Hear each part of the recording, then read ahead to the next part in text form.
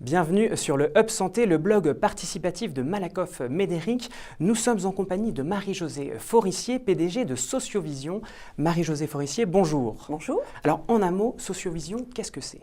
Sociovision, c'est une entreprise qui depuis des décennies explore le changement socioculturel, le changement social, et au travers de milliers de questions posées aux Français chaque année, essaie de comprendre à 360 degrés comment ils évoluent. Alors, notre système de protection sociale doit être réformé, mais selon vos études, est-ce que les Français sont aptes au changement?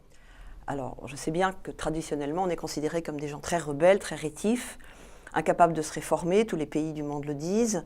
Quand on regarde notre histoire, on s'aperçoit qu'on a plutôt été bon dans les révolutions et dans la violence que dans les transitions douces. On sait couper des têtes, mais on ne sait pas forcément se réformer. Alors on n'a pas toujours coupé des têtes, mais même quand on n'en coupait pas, c'était souvent des explosions et des bouillonnements un peu soudains.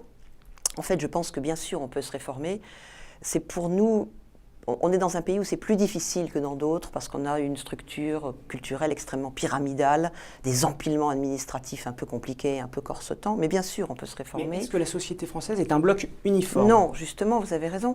En fait, on s'aperçoit qu'elle est faite de familles qui sont divisées bien sûr par leur niveau économique, ça c'est une banalité, mais aussi parce que leur histoire de vie les a rendus différents face au changement.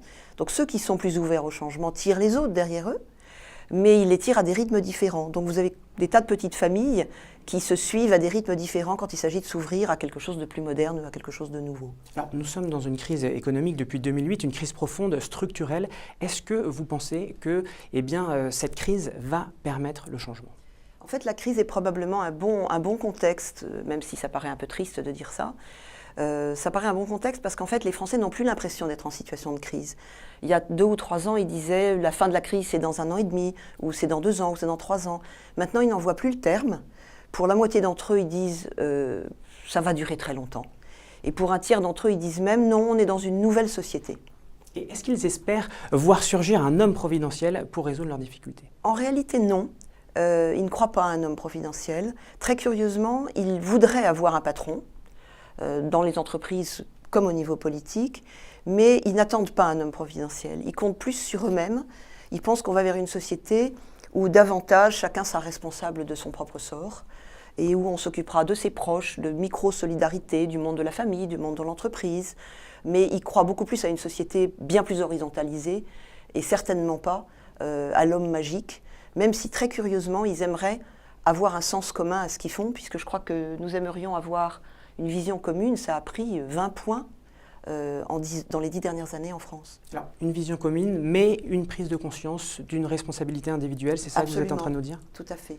C'est-à-dire qu'en fait, on a conscience qu'on va vers un type de solidarité différent et où chacun est davantage responsable de lui-même, en effet. Et est-ce que les jeunes sont bien différents sur ce point de leurs aînés? Bien sûr, c'est-à-dire qu'il y a un phénomène d'accélération. En plus d'être conscients qu'il faut qu'ils se prennent en charge, ils croient beaucoup, plus encore que leurs aînés, au fait que tous les réseaux sociaux et Internet va être une forme de solution à leurs difficultés quotidiennes en temps réel. Alors c'est intéressant, est-ce que les outils digitaux justement aussi peuvent permettre d'accélérer ce changement? C'est à double tranchant parce que à la fois ça permet d'accélérer et ça augmente les frustrations. C'est-à-dire que quand les choses ne vont pas assez vite, vous les supportez encore plus mal. Alors, pour conclure, la société française peut en effet évoluer, changer? Bien sûr que oui. Bien sûr que oui. Eh bien, ce sera le mot de la fin. Merci beaucoup Marie-Josée Forissier.